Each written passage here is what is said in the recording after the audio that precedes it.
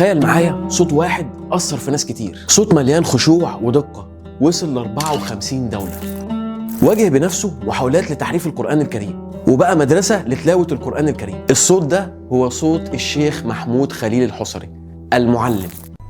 يا أيها الذين آمنوا إن جاءكم فاسق بنبأ فتبينوا. 17 سبتمبر 1917 بيتولد الشيخ محمود خليل الحصري في قرية شبرا النملة في الغربية. من وهو صغير كان مختلف، بمجرد ما يسمع آية من الشيخ بتاعه في المسجد يحفظها فورا، وعشان كده أبوه شاف فيه حاجة مميزة وقرر يدخله الكتاب. ولما كبر شوية قرر يكمل تعليمه في الأزهر الشريف. وفي سنة 1944 القرآن بياخد الشيخ محمود لخطوة كبيرة في حياته، بيبقى قارئ مسجد سيدي حمزة وبعد كده بيبقى قارئ مسجد الإمام الحسين. وفي الوقت ده صوته بيوصل للقلوب قبل ما يوصل للميكروفونات. وفي نفس السنة بيروح الشيخ محمود لاختبارات الإذاعة وبيطلع الأول على دفعته. سنة 1961 بيتولى الشيخ الحصري مشيخة المقارئ، وفي نفس السنة بيسجل المصحف المرتل برواية حفص عن عاصم. وفي الوقت ده الإذاعة بتقرر تذيع صوت الشيخ الحصري منفرد لمدة 10 سنين وفي اليوم الواحد 14 ساعة. وخليني أقول لك قصة إن إذاعة القرآن الكريم بتبعت لكذا شيخ عشان يسجلوا القرآن بصوتهم، وكل واحد يحط الأجر بتاعه اللي هياخده على التسجيل.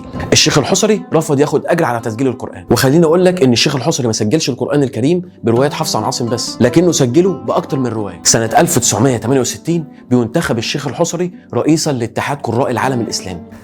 سنة 1970 بيسجل الشيخ الحصري مصحف مشاهير القراء مع الشيخ مصطفى اسماعيل ومحمود علي البنا وعبد الباسط عبد الصمد. عبقرية الشيخ الحصري بتكمن في قوته بعلوم التجويد، إحساسه العالي ووصفه الدقيق. قرأ القرآن كما أنزل من غير ولا غلطة، وعمل المصحف المفسر. الشيخ الحصري ما كانش بس قارئ عبقري، لكن كمان كان ليه أكتر من 10 مؤلفات، منهم أحكام القرآن الكريم ومع القرآن الكريم. ولأنه رمز إسلامي كبير، السعودية بعتت له دعوة رسمية لافتتاح الحفل الرسمي لإضاءة مكة المكرمة بالكهرباء. وكمان قرأ القرآن الكريم في المؤتمر الإسلامي الأول في الهند، زار باكستان وجنوب شرق آسيا، قرأ القرآن في البيت الأبيض، لف أفريقيا بحالها. الشيخ الحصري ليه الفضل إن إحنا بنقرأ القرآن الكريم بدون تحريف لحد دلوقتي، لأنه في مرة كان في الكويت ووقع في إيده نسخة محرفة من القرآن الكريم، والتحريف كان في حرف أو نقطة لكنه بيغير معنى الآية. تأثير الشيخ الحصري في أفريقيا كبير جدا، لدرجة إن في دول في أفريقيا لحد دلوقتي زي السنغال وبوركينا فاسو